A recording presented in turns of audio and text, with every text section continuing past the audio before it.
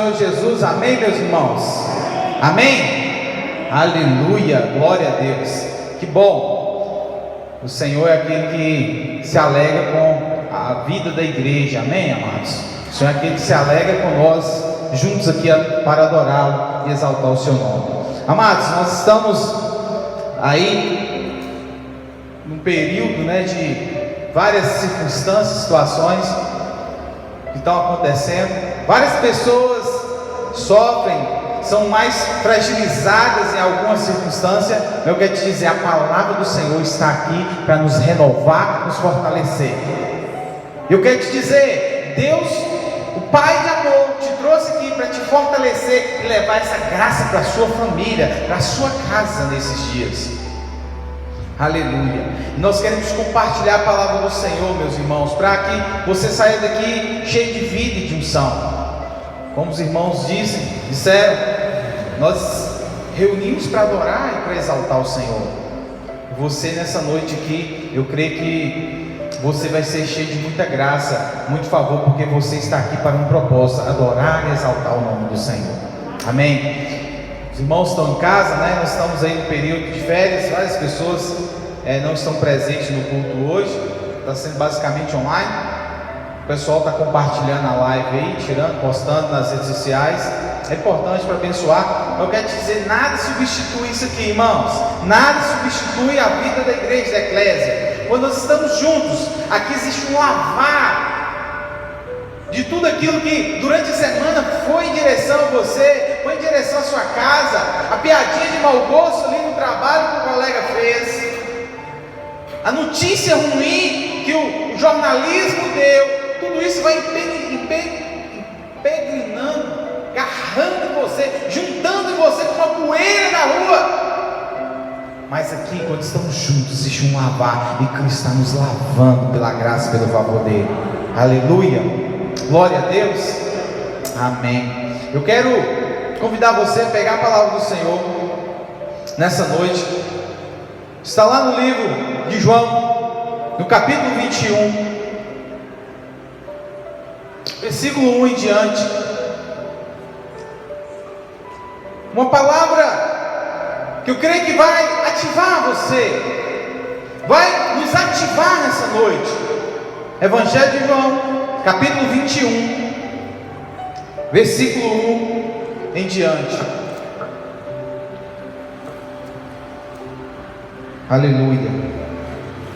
Evangelho de João 21, versículo 1 em diante.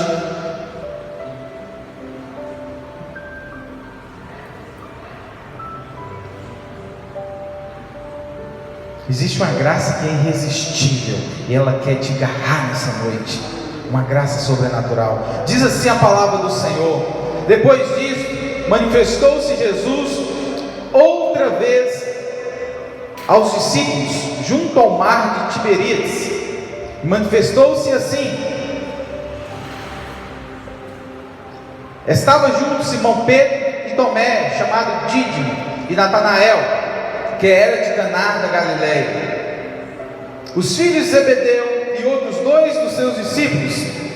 Disse-lhe Simão Pedro: vou pescar. Dizem-lhes eles também: nós vamos contigo. Foram e subiram logo para o barco, e naquela noite nada apanharam. Fala comigo: naquela noite. Todos digam: naquela noite nada apanharam. Meu Deus. E sendo já manhã, Jesus se apresentou na praia, mas os discípulos não conheceram que era Jesus. Versículo 5. Disse-lhe, pois, Jesus: filhos, tendes alguma coisa de comer? Responderam-lhe: não. E ele lhe disse: lançai a rede para o lado direito do barco, e achareis. Lançaram-na, pois que já não podia tirar pela multidão dos peixes. Então aquele discípulo a quem Jesus amava disse a Pedro: é o Senhor. E quando Simão Pedro ouviu que era o Senhor, cingiu-se com a túnica, porque estava nu, e lançou-se ao mar.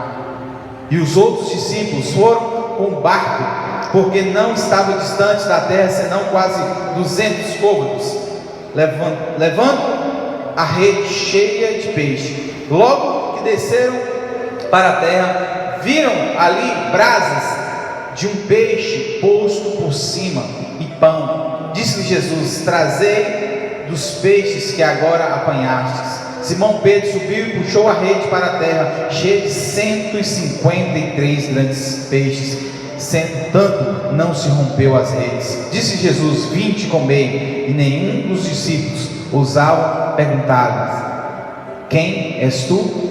Sabendo que era o Senhor. Feche seus olhos. Você que está em casa também, feche seus olhos aí. Pai, é no nome de Jesus que nós reunimos nessa noite. Nós compartilhamos essa palavra, ó Pai, crendo na obra redentora de Cristo lá na cruz. Senhor, manifeste com o teu poder, manifeste com a tua graça nessa noite. Possamos ter clareza, Pai, ó Pai, revelação da tua vontade para as nossas vidas, no nome de Jesus. Que ninguém saia daqui dessa noite, ó Pai, ou ninguém que está ouvindo essa mensagem, ó Pai, seja a mesma pessoa, porque a tua palavra ela é vida e vida e abundância. Possamos ter, ó Pai, o nosso entendimento alargado, possamos ter, Pai, o nosso entendimento, ó Pai, cheio de vida. Ó Pai, esse que está sofrendo, esse que está passando por lutas, que ele seja, Pai, curado, que ele seja liberto, que ele seja, Pai, ó Pai, no nome de Jesus, levado a um tempo sobrenatural na sua vida e na sua casa. Quantos creem nisso, diga amém, diga graças a Deus. Irmãos, nós começamos domingo a compartilhar algo muito precioso da palavra de Deus, e o título dessa série é Irresistível Graça. Fala comigo: irresistível graça. O que é irresistível? De repente, quando fala irresistível, você pensa naquela picanha maravilhosa, né? Não está podendo ter comunhão aí, de repente aquela saudade da churrascaria, aquela saudade, né, da família reunida e aquela comunhão. De repente você lembra daquela torta maravilhosa da padaria A ou B. De repente, quando se fala de irresistível, você lembra daquela praia maravilhosa. Não sei, mas eu quero te dizer, existe uma irresistível graça que excede tudo isso, meu irmão, em um volume surreal. A graça de Deus, a graça de Deus é tudo. E a semana passada nós compartilhamos sobre o encontro de Pedro antes de conhecer a graça do Senhor. E nós podemos ver que Pedro, em meio a uma situação também de pescaria, né? Ele já conhecia Jesus, a Bíblia diz que ele já tinha encontrado com o Senhor. O irmão dele falou: não, esse aqui é Jesus. E Jesus disse: não, tu a partir de agora se chamará Cefas, que quer dizer Pedro. Tu te chamará Pedro. Mas a Bíblia diz que Pedro não seguiu Jesus ainda. E em um dado momento Jesus estava pregando, estava anunciando o Evangelho, e a multidão apertou Jesus naquele lugar. E Jesus pediu o barco daqueles homens emprestado. Pedro estava ali. E a Bíblia diz que Jesus começou a pregar do barco ali. E depois Jesus perguntou para eles: mas vocês pescaram e não pegaram nada? Lance a rede.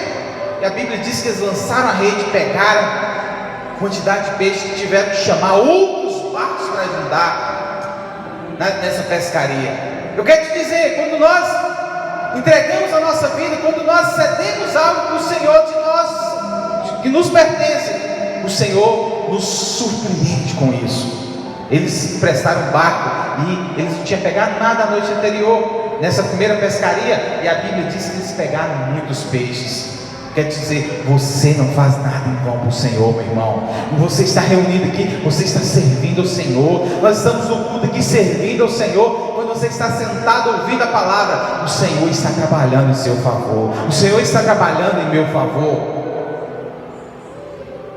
Que graça, isso é graça.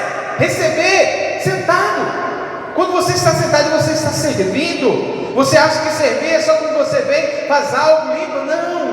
Você está servindo aí no seu lugar, você está servindo aí no seu sofá nesse momento, ainda que tenha as limitações da vida online. ainda que os meninos chamem atenção, mas esse é o momento de servir ao Senhor. E Pedro serviu o Senhor, e a Bíblia diz que Pedro, irmãos, quando ficou assustado com aquela pesca, os discípulos disseram: não, aquilo é Jesus que mandou lançar a rede. A Bíblia diz que Pedro correu e se prostrou de joelhos, falou: Senhor, afasta-te de mim, porque eu não sou digno do Senhor. Pedro teve uma percepção nessa primeira pesca, não foi dessa de agora não, da anterior. Ele teve uma percepção, irmãos, da santidade de Deus. Ele teve uma percepção da santidade de Jesus. Lá em Lucas 5 conta essa história. Ele apenas viu a santidade de Deus. Eu quero te dizer, a santidade de Deus, ela é real, ela é poderosa, ela é importante. Mas eu quero te dizer, não tem como viver a vida cristã baseado apenas na santidade de Deus. Por quê? Porque eu quero te dizer, quando você olha para a santidade de Deus, é como um espelho. Você começa a ver você mesmo, e você vê que você não é digno de receber as bênçãos de Deus. Eu sou falho demais, eu não consigo avançar nisso, eu não consigo romper naquilo. Você vive o tempo todo debaixo de condenação, de acusação. Mas, queridos, aqui em João 21, Pedro tem uma percepção diferente de tudo aquilo que ele teve na primeira pesca.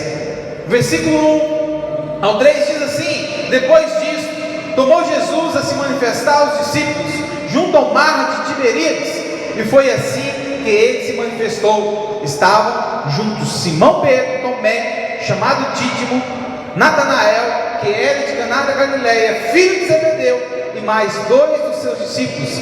Disse-lhe Simão Pedro: vou pescar. Disseram-lhe os outros: também nós vamos contigo. Saíram e entraram no barco. Naquela noite nada apanharam. O tema dessa série é Irresistível Graça, mas nessa noite eu quero compartilhar sobre o encontro de Pedro depois da graça. O encontro de Pedro com Jesus depois da graça. Durante toda a noite, irmãos, aqueles homens tinham pescado e não tinham pegado nada. Muitos de nós estamos nessa posição nos dias de hoje. Muitas pessoas estão em posições semelhantes nos dias de hoje. Trabalham e não vê resultado nenhum. Não vê resultado. Não consegue desfrutar do seu trabalho. Provérbios, irmãos, diz que existem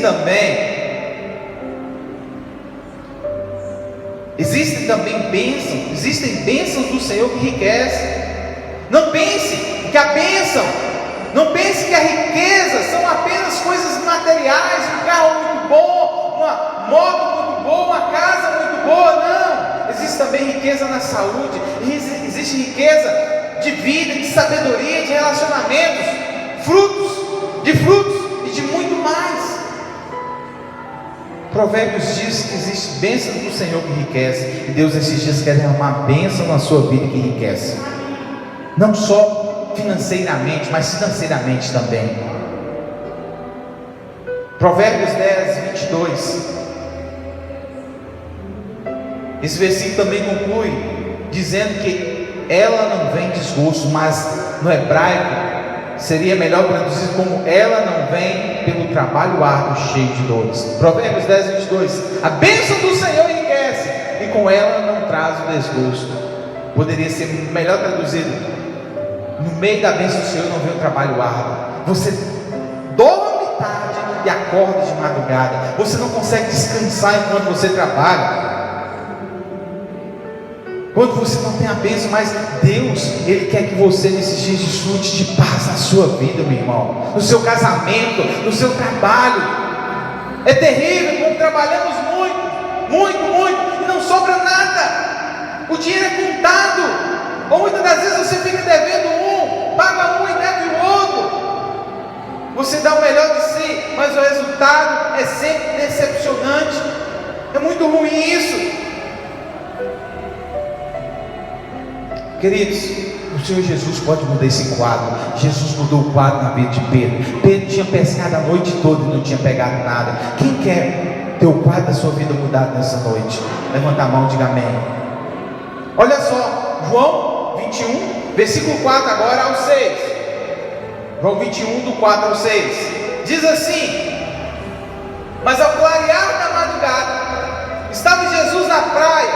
Todavia, os discípulos não reconheceram que era ele. Perguntou-lhe Jesus: filhos, tende aí alguma coisa de comer? Responderam-lhe: não. Então lhe disse: lançai a rede à direita do barco e achareis.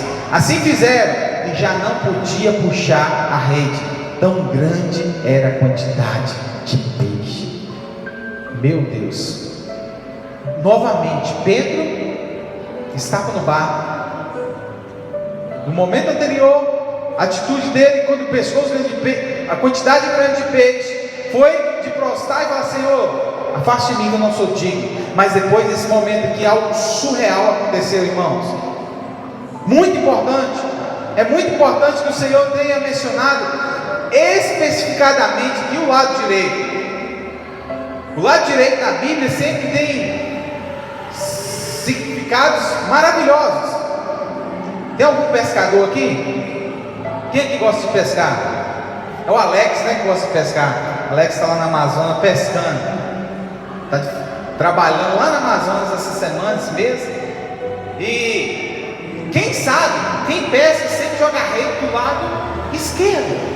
Mas Jesus mandou jogar a rede de qual lado, irmãos? De qual lado? Direito. Jesus mandou jogar a rede do lado direito. É muito importante entendermos isso aqui. O lado da bênção, o lado direito, irmão, o lado da bênção, é o lado do primogênito, é o lugar do favor, da justiça de Deus. Tudo se fala do lado direito. Na Bíblia fala de favor de Deus. A Bíblia diz que as ovelhas serão colocadas do lado direito e os bodes serão colocados do lado esquerdo. Não é bode que é ovelha, não, amém? Aqui é tudo ovelha do Senhor, aleluia, irmãos, aleluia. Olha só, tudo que você fizer, querido, faça confiado na graça e no favor de Deus. Lance a rede no favor, crendo no favor e na graça de Deus. Porque, querido, confiar nas nossas forças, confiar nas nossas sabedorias, elas têm limitações. Mas quando nós confiamos no Senhor, Ele nos surpreende de forma sobrenatural. Jesus disse para Pedro: lançai a rede do lado direito. No momento em que Pedro percebeu que era o Senhor, ele vestiu e saltou na água em direção a Jesus. Agora a minha pergunta é: por que Pedro fez isso? Por que Pedro não fez da mesma forma da outra vez, Fabiano? Por que Pedro não ficou com medo de Jesus? Pelo contrário, a Bíblia diz que Pedro vestiu-se a sua túnica e pulou na água. A resposta a essa pergunta, irmão, vai esclarecer muitas questões na sua vida. A resposta a essa pergunta, por que Pedro fez isso, vai esclarecer muitas coisas, especialmente aquelas que agora de repente você pode pensar: agora que sou salvo, sou filho de Deus e vejo essas coisas erradas em mim mesmo, como Deus vê? Quantos já fizeram essa pergunta para você mesmo? Agora que sou salvo, agora que Jesus me tirou do pecado, agora que Jesus me tirou do mundo, e eu falho, como que Deus vê isso? Essa resposta à pergunta de Pedro, a pergunta porque Pedro pulou na água, a resposta a essa pergunta vai destravar isso no seu coração. Você vai entender melhor. Mesmo você pecando, Deus não deixa de te amar. Você vai entender melhor, mesmo que você é falho, Deus ele continua te amando. Pedro não pulou na água em direção a Jesus porque estava consciente das suas falhas, irmãos. Pedro não correu em direção a Jesus porque ele estava consciente de que ele era pecador. Nós sabemos que Pedro ele tinha negado Jesus momentos antes desse momento. Vai lá, abre a Bíblia, Lucas 22, versículo 31 em diante. Pedro tinha acabado de negar Jesus, Jordano. Pedro tinha acabado de falhar feio. Para quem gosta de futebol aí, de repente Pedro tinha acabado de tomar um frango. Na final do campeonato, Pedro tinha pisado na bola. Meu Deus, olha só, Lucas 22, versículo 31 em diante ao 34 diz assim: Simão, Simão, eis que Satanás vos reclamou para vos pendeirar como trigo. Meu Deus, imagina só, Satanás reclamou, pediu Jesus para pendeirar Pedro como trigo. Olha só, versículo 32: Eu, porém, roguei por ti, para que a tua fé não desfaleça. Tu, pois, quando te converteres, fortalece os teus irmãos. Ele, porém, respondeu: Senhor, estou pronto a ir contigo, tanto para a prisão como para a morte.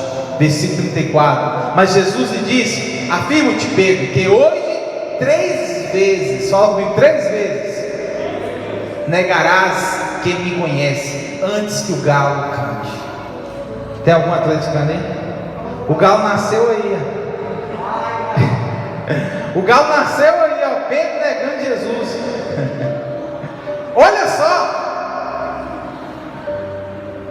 o Senhor não disse que orou para Pedro, para que Pedro não falhasse. Jesus não orou para que Pedro não falhasse. Não foi essa a nação de Jesus. Ele orou para que a fé de Pedro não desfalecesse. Irmãos, o meu clamor nessa noite é que a sua fé não desfaleça. Nesse momento de pandemia, nesse momento de circunstância, que a sua fé não desfaleça.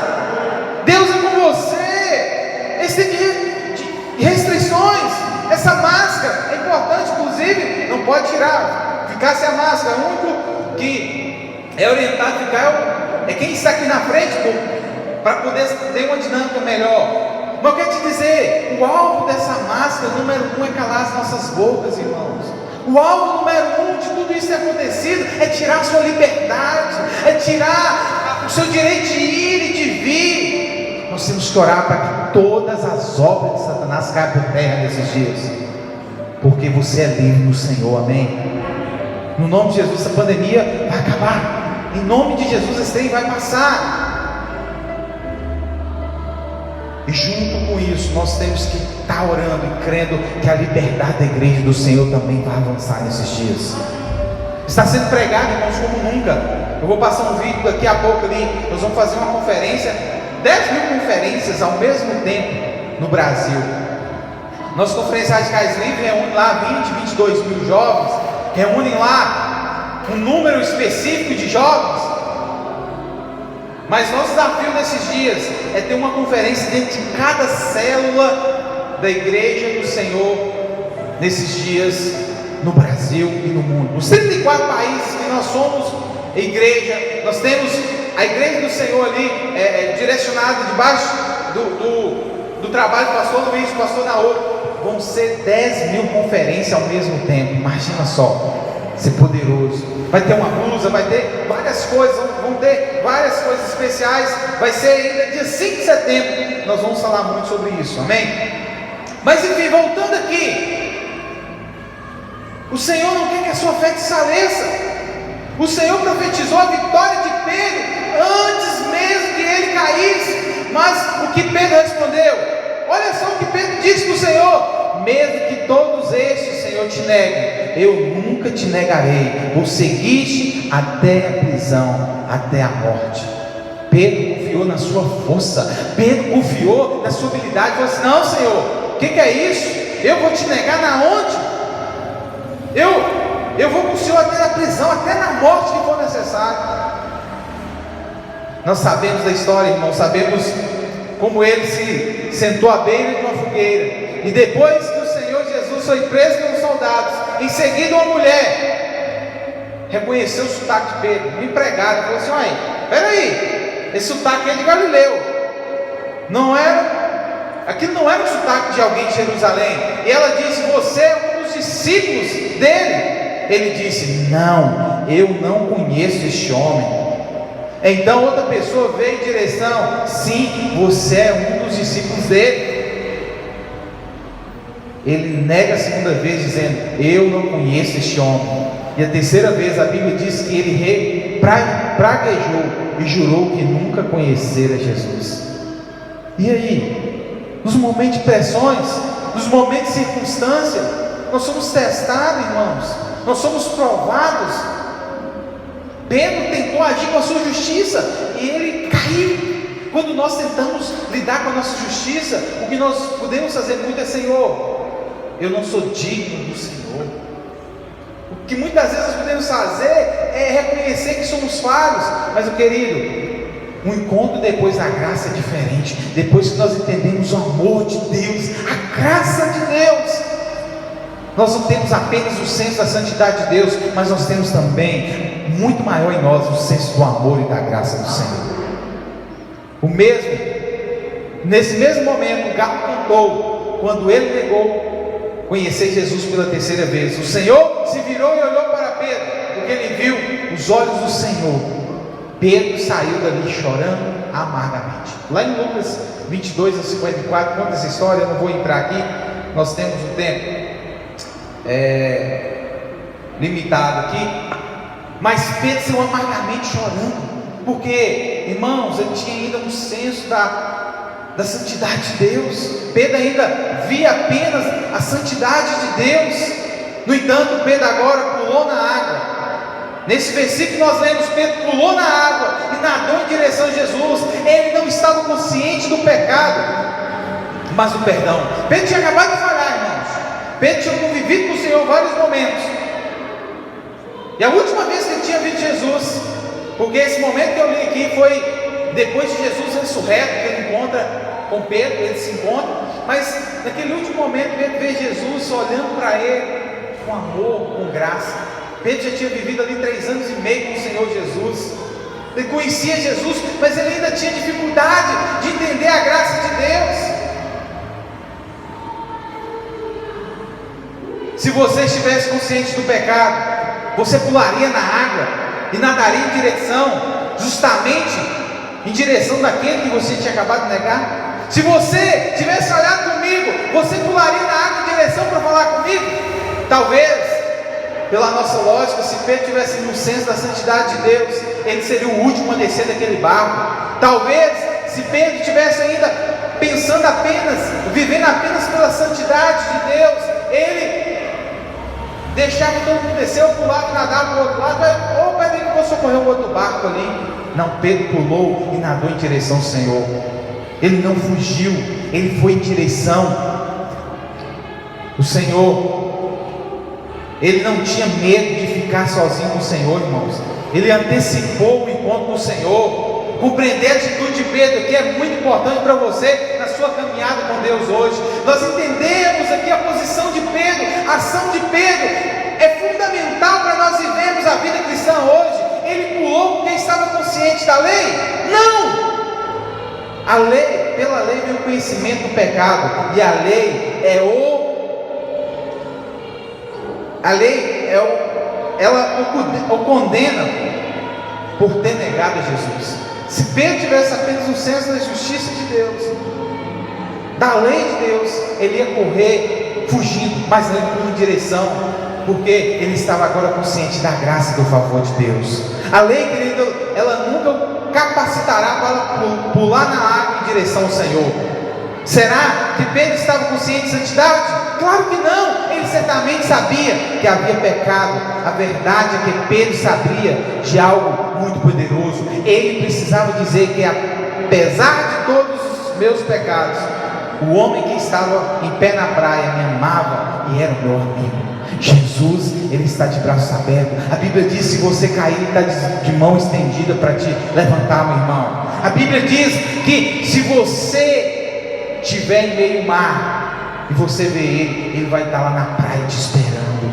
Ele vai estar lá como estava esperando Pedro. Minha consciência me fala dos meus pecados, mas a minha fé me diz: o meu Salvador ainda me ama. Há algo muito poderoso e profundo na sua ação.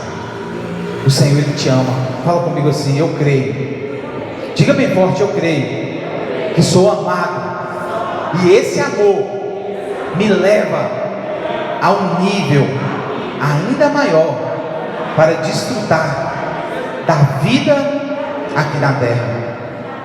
Queridos, foi nesse momento que o ministério de Pedro foi restaurado, quando o Senhor lhe perguntou 3 vezes, logo depois que nós lemos, o Senhor pergunta: Simão, filho de João, tu me amas? E ele encarregou de cuidar daquilo que ele é mais precioso, as suas ovelhas. Pedro disse: Senhor, tu sabes que eu te amo. Quando Pedro disse isso, irmãos, o Senhor estava dando uma missão para Pedro: Pedro, cuida das minhas ovelhas. Isso significa que Pedro era apenas, ou melhor, Pedro era a pessoa a quem o Senhor mais confiava, pois a ele foi confiado o mais precioso, o rebanho do Senhor, o extraordinário do Senhor. Ei,